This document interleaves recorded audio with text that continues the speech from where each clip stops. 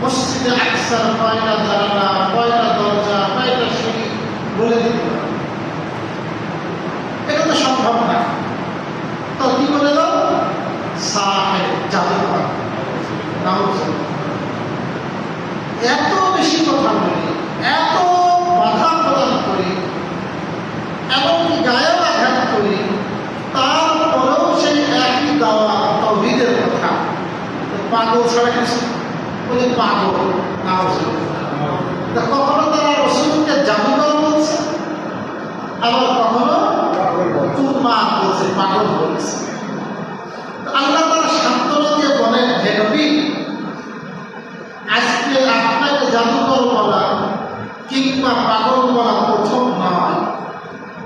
আপনার পূর্বেও আমি অনেক নবী ও রাসূল পাঠিয়েছি, তারাও তাদের নিজ নিজ উম্মতের মধ্যে দাওয়াতের মেহনত করেছেন। যখনই তারা করেছেন, তখন আপনাকে যেমন জাদুকর আর পাগল বলে, তাদেরকেও অনুরূপ জাদুকর আর পাগল বলেছে। তাদেরকে কি বলেছে? ইল্লা ক্বালু সাহিরুন আও মাজনুন আলা সাবিহি বাল হুম কওমুন তাগুন। তারা কি একে অপরের কাছে এই ওসিয়ত করে গেছে? কেমনে মিলে গেল? আগেকার উম্মত, নূহ আলাইহিস সালামের উম্মত, কত আগের মানুষ, তারাও বলল জাদুকর। আবার আপনি 1000-2000 বছর পরে আসলেন, আপনার উম্মতরাও বলল জাদুকর। এখন প্রশ্ন, একই কথা কিভাবে বলবো? আল্লাহ বলেন, তারা কি একে অপরকে ওসিয়ত করে গেছে? ওসিয়ত করে বোঝাতে নির্দেশ যে তোমাদেরও যদি এরকম নবী ও রাসূল আসে, আমরা যখন জাদুকর আর পাগল বলেছি, এরা সমাজ বোঝে না, এইভাবে তাদেরকে মাইনাস করেছি, তোমরাও এভাবে বলবা। তোমরাও এভাবে। তারা কি এভাবে ওসিয়ত করে গেছে? একজন তো আরেকজনকে পায়নি, তাহলে ওসিয়ত কিভাবে করবে? আল্লাহ উল্লেখ করে দিলেন, বাল হুম কওমুন তাগুন। বরং তারা হলো উদ্ধত জাতি, দাম্ভিক জাতি, অহংকার। এই অহংকার যখন আসে, তখন মানুষ মানুষকে মানুষ মনে করে, তখন দাম্ভিকতা দেখা যায়। এই দম্ভ এদেরও আছে, ওদেরও আছে। মূলত একজন আরেকজনকে ওসিয়ত করে যায় না। মূল হলো দম্ভ। মূল কি হয়? অহংকার। আমি সমাজপতি, আমি অর্থবিদ, আমার সব কিছু আছে, আমি শিক্ষিত, কেন আমি তার ধ্বংস? এই বিষয়টাই পূর্বে তার উম্মতকে ধ্বংস করেছে, এই কাজটাও এদেরকেও ধ্বংস করেছে। বুঝলেন তো ভাই? একজন কিন্তু আরেকজনকে কি করে যায়? ওসিয়ত করে যায়। আল্লাহ বলেন, বাল হুম কওমুন তাগুন। বরং তারা হলো উদ্ধত জাতি, তারা হলো অহংকার জাতি। এই দাম্ভিকতার কারণেই দেখা গেছে তারা আল্লাহ রাসূলকে মানতে পারে। আজকে যদি রাসূলকে মেনে নেই, তাহলে আবু জাহেলের ক্ষমতা থাকে না। কার ক্ষমতা থাকে? নেতৃত্ব তো চলে যাবে মুহাম্মদের হাতে, সাল্লাল্লাহু আলাইহি ওয়াসাল্লাম। এখন আপনার দায়িত্ব দাওয়াত দেওয়া। দায়িত্ব কি? এখন দাওয়াত দেওয়ার পরে যদি কেউ না মানে, তাহলে কি এই কারণে আমাদের ধরা হবে? আল্লাহ বলেন, ফাতাওয়াল্লা আনহুম ফামা আনতা বিমালুম। আপনি তাদের থেকে মুখ ফিরিয়ে নেন। আপনি তো দাওয়াত দিয়েছেন, বারবার বলেছেন, শতবার বলেছেন, তারপরেও তারা ঈমান আনছে না। আপনি মুখ ফিরিয়ে নেন। ফামা আনতা বিমালুম, আপনি নন অপরাধী। রাসূল কি নন? আল্লাহ রাসূল অপরাধী নন, তিনি দায়িত্ব মুক্ত। তিনি কি? আমা আলাইকা ইল্লাল বালাগ। আপনার উপর দায়িত্ব শুধু পৌঁছে দেওয়া। নবীর উপর দায়িত্ব কি? আমাদের উপর দায়িত্ব শুধু পৌঁছে দেওয়া। কোন আমল আপনার ঘাড় ধরে জোর করে কি করতে পারবে না। এটা তো সন্তানের জন্য পিতা পাবে, টাকা হলে বাজার হলে তো শোনে না। স্বামী স্ত্রীরা হয়তো পাল্লি পাঠতে পারে,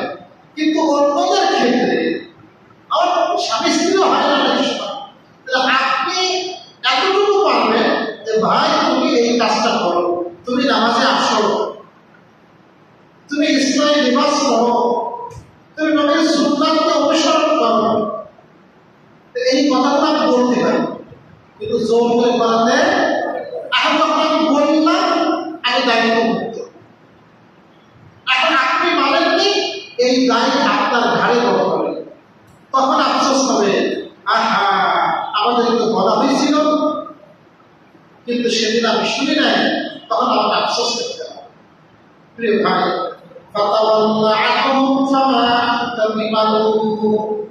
আপনি নন অপরাধ।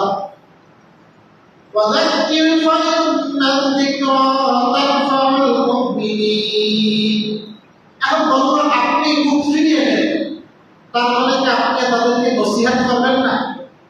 একদম মানতেছে না। আল্লাহ বলছেন না, তাই বলে দাওয়াত বন্ধ করেন না। আপনি নসিহত করতে থাকেন, কি করতে থাকেন? আপনি ওয়াজ করেন, আপনি নসিহত করেন, আপনি বয়ান করতে থাকেন।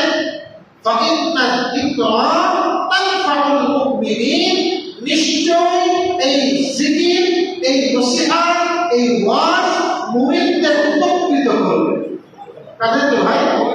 যার অন্তরে ঈমান আছে। আল্লাহ পাক তো আমাদেরকে মুমিন বানাইছে, মুসলমান বানাইছে। আমরা সব মুসলমান না? মুসলমানরা মুমিন হতে, মুসলমান আর মুমিন এক অর্থে সমর্থক। আবার কেউ তো বলেছেন ইসলাম মুসলমান যে বাহ্যিক আঙ্গলগুলো করে, আর মুমিন হলো যে ভিতরে বিশ্বাস করে। মুমিন কি মানে আল্লাহ আছে, কিয়ামত বিশ্বাস করে, তাকদীর বিশ্বাস করে, এইগুলো হলো মুমিন। আর জাহিরি যারা কাজ করে, নামাজ পড়া, রোজা রাখা, এইগুলো হলো ইসলাম। আবার অনেক মুহাদ্দিস বলেছেন, ইমাম বুখারী সহ দুইটা এক, দুইটা কি ইসলাম যা ঈমান তাই, মুসলমান যা মুমিন তাই। এই ইমাম বুখারীর কথা। তা মুমিনদের উপকৃত করবে আপনি নসিহত করতে থাকেন। আমি যদি মনে করি কেউ শুনবে না, তাহলে বলার দরকার নেই। আমাকে তো শুরু করতে হবে। আমি কি করতে পারি? আজকে কত ভাই জমা হয়ে গেছে, আমরা যখন শুরু করছি তখন তো ভাই ছিল না, সংখ্যা কম ছিল। তাহলে একদম দুইজন করে শুনতেছে। তাহলে এই যে কথাগুলো আলোচনা হচ্ছে, এখানে যদি 50 জন লোক থাকে, 5 জন তো অনেকে আসলে আমল করতেছে, 10 জন আমল করতেছে, 20 জন আমল করতেছে। কিন্তু যদি আলোচনাই না হতো, তাহলে আমাদের আমল করা হইতে পারে। আল্লাহ তাআলা এখানে বলে যে আপনি দাওয়াত দেন, তারা তো গ্রহণ না করার কারণে মন খারাপ করেন না, আপনি অপরাধী না। আপনি করতে থাকেন, যাদের অন্তরে ঈমান আছে, ইনশাআল্লাহ এই মুমিনদের জন্য আপনার ওয়াজ উপকৃত হবে। তারা উপকৃত হবে, তারা একসময় লম্বা দাড়ি রাখবে, তারা কাপড় পরিধান করবে, মাথায় তাদের টুপি চলে আসবে, সুন্নতি লেবাস চলে আসবে। আপনি করতে থাকেন।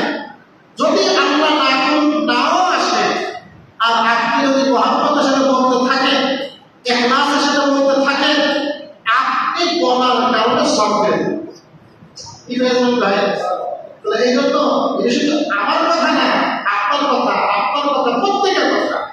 আপনার ঘরে বিবি আছে, বাচ্চা আছে, আপনার অধীনস্থ আছে, আপনি তাকে আপনি বলবেন, ভাই নামাজে আসো, ভাই পর্দা করো, আস্তে কথা বলো। মেয়ে মানুষের কথাও তো পর্দা, মেয়ে মানুষের কথাও কি পর্দা, আস্তে কথা বলো। এবার আল্লাহ কি বলেন?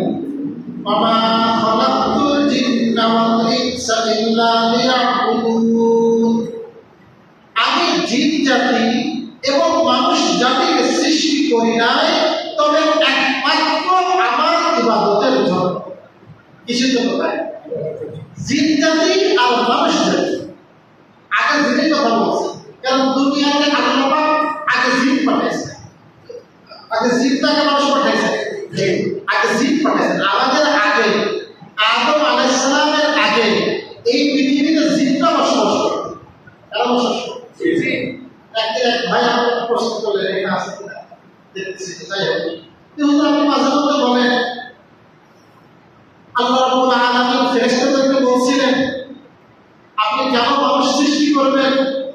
এরা তো দুনিয়াতে দাগ হাঙ্গামা করবে, ফিতনা ফাসাদ করবে, রক্তপাত ঘটাবে, সব বাকারাতে আছে। কেন মানুষ সৃষ্টি করবে? ওই ভাই মতো প্রশ্ন করছে, হুজুর ফেরেশতারা জানলো কি করে যে আমরা মারামারি করবো, দাঙ্গা হাঙ্গামা করবো, রক্তপাত ঘটাবো? ভালো প্রশ্ন। আসল উত্তর হলো, এই আমাদের আগে এই পৃথিবীটা কার ছিল? জিন। এরা এগুলো করে ফেলেছে। এরা খালি মারামারি করছে, দাঙ্গা হাঙ্গামা করছে, রক্তপাত ঘটাইছে। ফেরেশতারা ওদের পরে আমাদেরকে কি আস করছে? ওরা যেমন এই কাজগুলো করছে, আমরাও এই কাজগুলো করবো। বুঝলেন ভাই? ওদের পরে যেহেতু জিন জাতি আগে, অনেকে জিনকে বিশ্বাস করে, ওটা জিন বলে কিছু না। জিন একটা আল্লাহর জাতি, বিশাল সংখ্যক। এদের মধ্যে অনেক ভালোও আছে, আবার অনেকে মন্দও আছে। রাসূলুল্লাহ সাল্লাল্লাহু আলাইহি ওয়াসাল্লামের কাছে অনেক জিন আসছে, তারা নবীদের হাতে মুসলমান হয়েছে। বুঝলেন ভাই? যে কোনো আকৃতি তারা ধারণ করতে পারে। এই মসজিদের মধ্যেও আসা হয়তো তারা আমরা দেখতেছি, আমরা কি করতেছি না? দেখতেছি না। তারা কিন্তু আমাদের দেখতে পায়, তারা কিন্তু আমাদের দেখতে পায়। আমি জিন জাতিকে, মানুষ জাতিকে শুধুমাত্র আমার ইবাদতের জন্য সৃষ্টি করেছে। এখন আপনি প্রশ্ন করতে পারেন, হুজুর তাহলে কি সংসার ধর্ম বলে কিছু নাই? ছেলে মেয়ের মানুষ ধর্ম না? বলতেছে শুধুই ইবাদতের জন্য। প্রিয় ভাই, ইবাদত একটা তো প্রত্যক্ষ ইবাদত, তার জন্য হজ জাকাত সরাসরি ইবাদত। আরেকটা হলো পরোক্ষ ইবাদত। যদি আপনার নিয়ত ভালো থাকে, কি ভালো থাকে?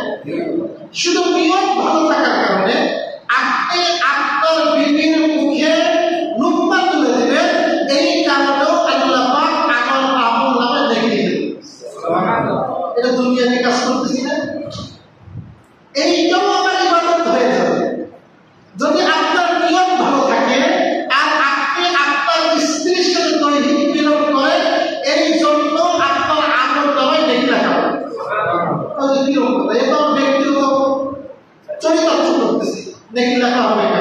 রাসূলুল্লাহকে সাল্লাল্লাহু আলাইহি ওয়াসাল্লামকে সাহাবীরা প্রশ্ন করছিল, তো নবীজি বলতেছেন এই লোকটা যদি অবৈধভাবে তার এই শাহওয়াত চরিতার্থ করতো, তাহলে কি আল্লাহ পাক তার আমলে গুনাহ লিখতেন না? জিনার গুনাহ লিখতেন না?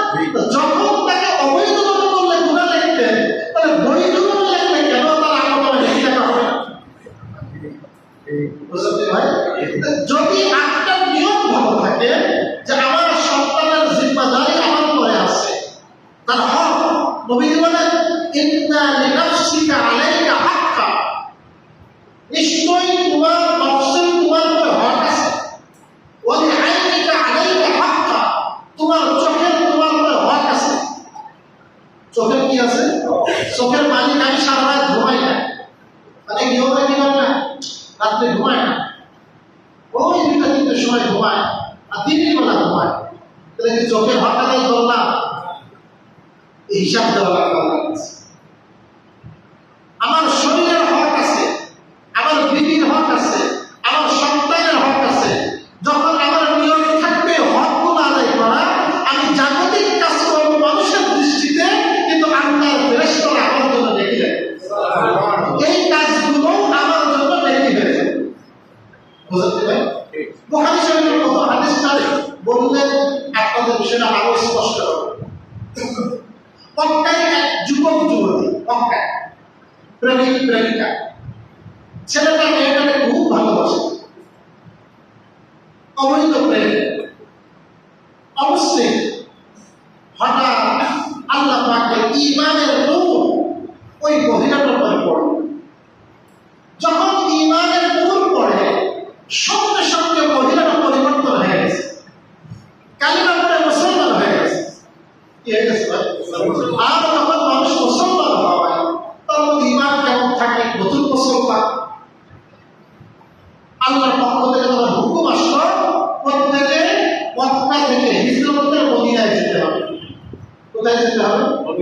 একে বলে হিজরত, একে বলে কি ভাই? নিজের মাতৃভূমি ছেড়ে দিতে হবে। মক্কার পরিবেশ ভালো না, সেখানে থাকলে নিজের ঈমান নিয়ে থাকা মুশকিল, ইবাদত করতে দেয় না, হিজরত করতে হবে। ওই মহিলা হিজরত করে মদিনায় চলে গেলেন। অনেক সাহাবীরা মদিনায় চলে গেলেন, নবীজি মদিনায় চলে গেলেন। তখন হিজরত করা সহজ ছিল, হিজরত করা কি ছিল?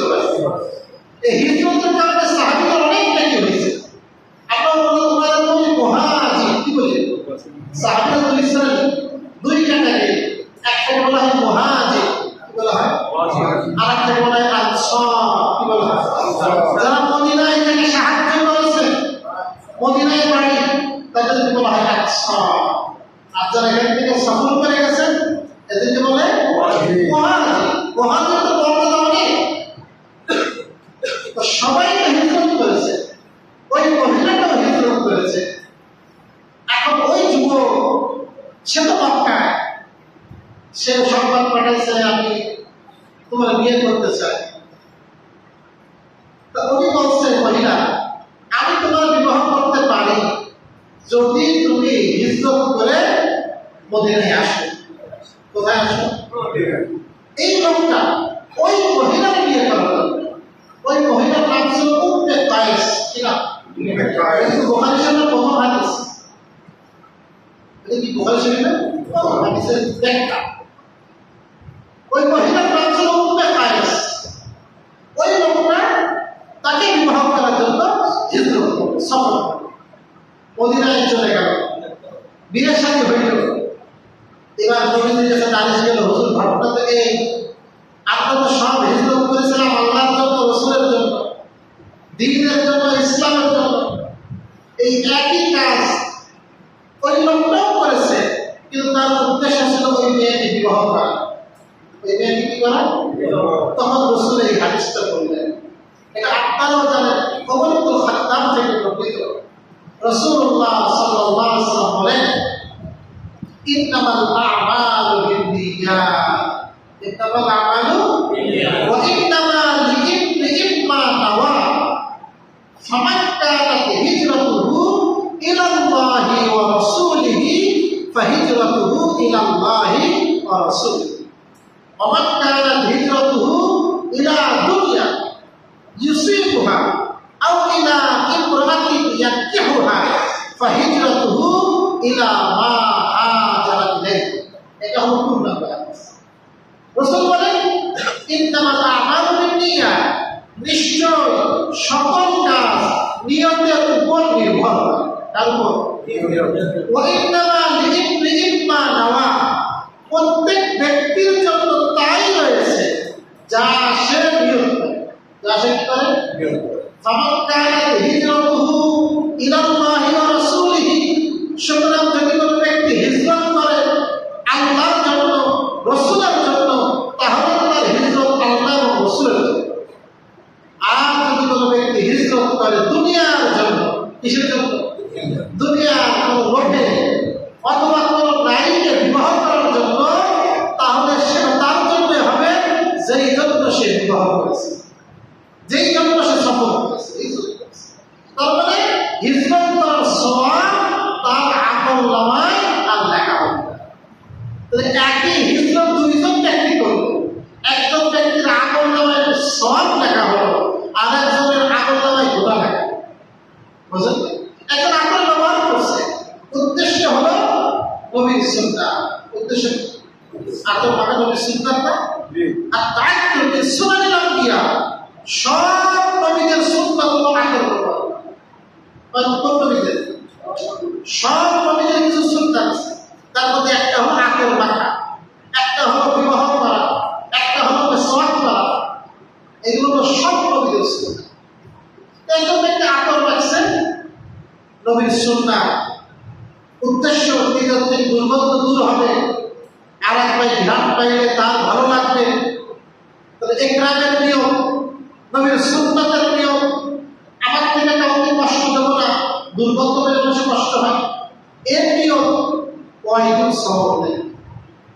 আমার আরেকজন পারফিউম মাখছে, সেন্ট মাখছে, তার ধান্দা হলো অন্য পুরুষকে আকৃষ্ট করা, অন্য মেয়েকে আকৃষ্ট করা, রাস্তাতে হেঁটে যাব, আমার মধ্য থেকে বিশাল ঘ্রাণ আসবে, আর আমি তখন বলবো জানি কোথা থেকে, ফ্রান্স থেকে পাঠাইছে আমার ভাইরা, আসলে ফ্রান্স থেকে আসছে, ইটালি থেকে পাঠাইছে, সৌদি আরব কয়েক সৌদি তো দাম নাই, অধিকের দাম পাথরের বেশি। তো আপনি এই বড়াই দেখাবেন, এই জন্য আপনি বললেন, দেখা গেল আপনার জন্য সেট পাকা কি হয়ে গেল, গুনাহের কারণে। তাহলে একই কাজ নিয়তের কারণে সওয়াব, আবার নিয়তের কারণে গুনাহ। এই জন্য আমাদের সবসময় নিয়তকে ঠিক করা দরকার। অনেক ভাই নিয়তের গুরুত্ব দেয়, অনেক কি দেয়, নিয়ত ছাড়া তো নামাজ হবে না। আপনারা নামাজ পড়েন, যদি নামাজের আগে ইক্তেদার নিয়ত না করেন, ইমামের পিছনে ইক্তেদা করতেছে, এটা মুখে বলা লাগে না, মনে মনে থাকলে হয়। এই নিয়তটা যদি না থাকলে তো নামাজই হবে না। কথা না, মুক্তাদের জন্য আমি ইমামের ইক্তেদা করতেছি, এই নিয়ত করা ফরজ। এই নিয়ত করে কি নামাজের নিয়ত করা ফরজ। এই জন্য ভাই আমাদের আব্দুল হাই আরিফি রাহিমাহুল্লাহ, ডাক্তার শাইখুল ইসলাম তাকি উসমানী, ওনার শায়েখ উনি বলতেন, আমি এই কারণে নিয়তের গুরুত্ব করি, যত কাজ করি, কাজ করার আগে একটু সেকেন্ড একটু থেমে যায়, কাজ করার আগে একটু কি করি, একটু থেমে যায়, একটু সেকেন্ড, কয়েক মুহূর্ত আমি ওই কাজটা করার আগে আমি আমার নিয়ম ঠিক করে দিই। কি করে ঠিক করে দিই? আমি আমার সন্তানকেও যখন আদর করি, ওই আদর করার আগে আমার নিয়মটা ঠিক করে দিই। তাহলে আমার এই নিয়ম ঠিক করার কারণে আমার সন্তানকে আদর করার কারণেও আল্লাহ পাক এর ইবাদতের মধ্যে গণ্য করে। আমরা কনভেনশন হয় প্রত্যেক কাজের নিয়ম ঠিক করতে, নিয়ম ঠিক না করলে মানুষ হবে, নিয়ম ঠিক না করলে আপনার ইবাদতের মূল্য হবে না। আপনি এখানে আসতেছেন, আপনার নিয়ম এখানেও ঠিক করতে হবে, কেন আসতেছেন? বুঝতে পারছি ভাই? আল্লাহ বলেন, ওমা খালাকতুল জিন্না ওয়াল ইনসা ইল্লা লিয়াবুদুন মা উরিদু মিনহুম মির রিজকিন ওয়া মা উরিদু আন ইউতঈমুন মা উরিদু মিনহুম, আমি তাদের থেকে চাই না, মির রিজকিন, কোনো রিজিক। আল্লাহ কি আমাদের থেকে রিজিক চান? ওয়া মা উরিদু আন ইউতঈমুন, আমি এটাও চাই না তারা আমাকে খাবার খাওয়া। আল্লাহ খাবার চান আমাদের কাছে? এই হিন্দুরা পারে, ওদের প্রতিমার সামনে খাবার দিয়েছে, তরমুজ কেটে দেয়, মুখে ঠেকে দেয়, ওরা খেতে পারে? ওরা খেতে পারে না, ওদের তো খাবার শক্তি নাই। বরং আল্লাহ পাক বলছেন, ওয়া ইয়াসলুবহু যুবাবু শাইআ ফালা তানকিজু যাওফাত তালিব ওয়াল মাতলুব। বলে একটা মাছি যদি ওর সামনে যে খাবারগুলো আছে, ওই খাবার থেকে সামান্য খাবার ছিনায় নেয়, একটা মাছি, ওইটাও সে দূর করতে পারে, ঠেকাতে পারে না। বলে ওই এত দুর্বল যে ওদের পূজা করে তারাও দুর্বল, যার পূজা করা হয় তারাও দুর্বল। বুঝলেন কথা? আল্লাহ আমাদেরকে হেফাজত করুন। আল্লাহ বলে আপনাদের কাছে খাইতে চাই না, বরং ইন্নাল্লাহ হুয়ার রাজ্জাকু যুল কুওয়াতিল মাতিন, নিশ্চয় আল্লাহই হলেন রাজ্জাক, রিজিকদাতা। রাজ্জাক মানে ভাই রিজিকদাতা কে? আল্লাহই রিজিকদাতা, তিনি রিজিক পৌঁছাবেন। যুল কুওয়া, বহু শক্তিশালী। দুর্বল না শক্তিশালী? ইরান আমেরিকা যুদ্ধ হচ্ছে, এখন অভাব এসে গেছে। বুঝলেন কি কথা? তো বুঝলাম তো দুর্বল, ওটা কি আমেরিকার সমস্যা হয়, কিন্তু আল্লাহ সুবহানাহু ওয়া তাআলা যুল কুওয়া, মহা শক্তিশালী, কাউকে রিজিক পৌঁছাইতে আল্লাহর কোনো সমস্যা। আল্লাহ রাব্বুল আলামিন পাখিগুলোর কেমনে রিজিক পৌঁছায়, সমুদ্রের মাছগুলো, 3 মাস, আল্লাহু আকবার, একবারে কত টনকে টন খাবার খাইতে গেছে। সেই টনকে টন খাবারের ব্যবস্থা কে করে দেয়? ওরা কিন্তু বড় মাছ খায় না, ছোট ছোট মাছ খায়। এই ছোট ছোট মাছ খায় 3 মাস, একবারে কয়েক গ্যালেন খায়। আল্লাহ আল্লাহ তো এই মাছ ওখানে সৃষ্টি করেছে। আমি বলেন, আমি আল্লাহ যুল শক্তিশালী, আল মাতিন পরাক্রমশালী। আপনাদের করে বিজয়, আমাদের করে কি বিজয়।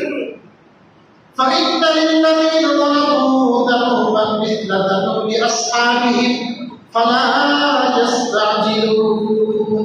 আল্লাহ হুমকি দিচ্ছে, শেষ করে দিচ্ছে, হুমকি দেয়।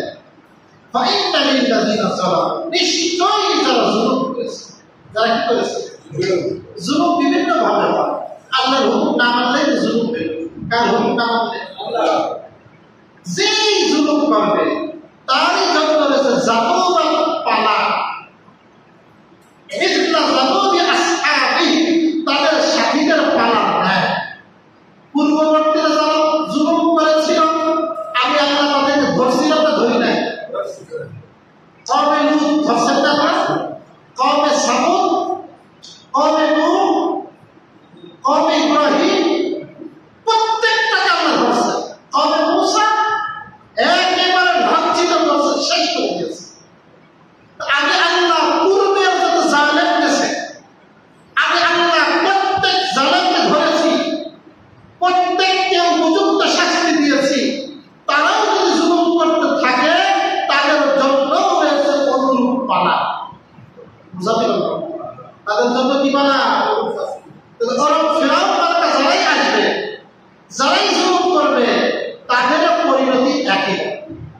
তাদের পরিণতি কি হবে? আচ্ছা লোকাল, আপনি হয়তো লুকাইতে পারবেন, কয়েকদিন লুকাবেন। আজকে 5 মে শাপলা চত্বরে অনেকে আহত শহীদ হয়েছিলেন। আমাদের নাটু সাহেব, আমরা জানাজা করছিলাম রাহিমাহুল্লাহ, দর্জি ছিলেন, শহীদ হয়েছিলেন। অনেকে মনে করছিল কিছুই হবে না, এভাবেই চলতে থাকে। আল্লাহ রাব্বুল আলামিন কোন অপরাধে কাকে কখন ধরবে, সে মোল্লাকে ধরায়নি, ইয়ং ছেলেপেলে, কলেজের ছেলেপেলে তাকে যে ধরাইছে। বুঝলেন কি কথা? সবাই মনে করতেছিল মোল্লাকে ধরাবে, মোল্লাকে মারছে, এরা জঙ্গি। জঙ্গি অপরাধ ছিল না, আল্লাহ তাদেরকে দুর্বল করে দিয়েছে, কিছু বলেনি। কিন্তু ওই অপরাধের শাস্তি অন্যভাবে আসছে। নমরুদের শাস্তি একভাবে আসছে, ফিরআউনের শাস্তি আরেকভাবে আসছে, কারূনের শাস্তি আরেকভাবে আসছে। কিয়ামত পর্যন্ত যত জালেম আসবে, কিয়ামত পর্যন্ত জালেম যেই আসবে, আর তার জন্য আল্লাহর ঘোষণা, তার জন্য অনুরূপ রয়েছে যেমন তার সাথীদের জন্য রয়েছে। এই জন্য ভাই কোনো জুলুম করা যাবে না, কারণ কি করা যাবে না? জুলুম করা যাবে। আল্লাহ আমাদের হেফাজত। এই জন্য তারা তাৎপর্য হয়ে না ওই আজাব আসে না কেন? আরে দেখা কিছুই হবে না, এভাবে অনন্তকাল থাকবে। অনন্তকাল থাকা যায় তড়িঘড়ি করো না। ফালা ইস্তাজিলু ফাওয়াইলুল লিল্লাযীনা কাফারু মিন ইয়াওমিহিমুল্লাযী ইউআদুন। ফাওয়াইলুন, সুতরাং ধ্বংস, লিল্লাযীনা কাফারু, যারা কুফরি করেছে, মিন ইয়াওমিহিম, তাদের দিনে, আল্লাযী ইউআদুন, যা অঙ্গীকার করা হয়েছে, সেই দিন তাদের ধ্বংস হয়ে করতেছে। কেমন করতেছে? ধ্বংস হয়ে করতেছে। ধ্বংস এখন তো জাহান্নাম, ওয়াইলের এখন কি জাহান্নামের একটা উপপাদ্য বলে ওয়াইল। আল্লাহ সুবহানাহু ওয়া তাআলা সূরা যারিয়াত 60 আয়াত বিশিষ্ট সূরা আমরা ধীরে করে শুনলাম। আমাদের আলহামদুলিল্লাহ পাওয়া শেষ হয়ে গেছে, আমরা 1 পৃষ্ঠা আগে শেষ হয়েছে। আমরা ইনশাআল্লাহ 25 পড়া শুরু করব। আল্লাহ সুবহানাহু ওয়া তাআলা যা কিছু আলোচনা সব হলো আমাকে আপনাকে সকল বুঝার তৌফিক দান করুন।